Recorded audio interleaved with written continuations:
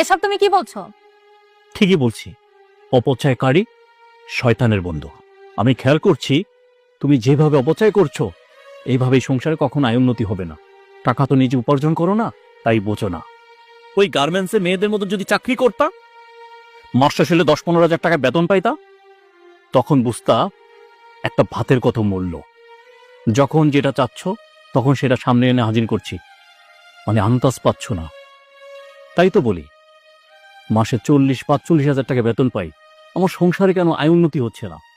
তুমি যদি এভাবে অপচয় করতে থাকো, আমার আয় উন্নতিটা হবে কি করে? একটা নারী পারে একটা সংসারকে সুন্দর করে গুছিয়ে উন্নত করতে, আর একটা নারী পারে একটা সংসারকে ডুবিয়ে দিতে। এরকমটা কিছু কইরো না। আমি তোমাকে বোঝানোর জন্য কথাগুলো বলছি। কথাগুলো যদি তিতাও হয়ে থাকে তারপরও মিষ্টি। কথাগুলো মাথায় ভালো করে ঢুকিয়ে রাখবা, একটা ভাতও নষ্ট করবা না।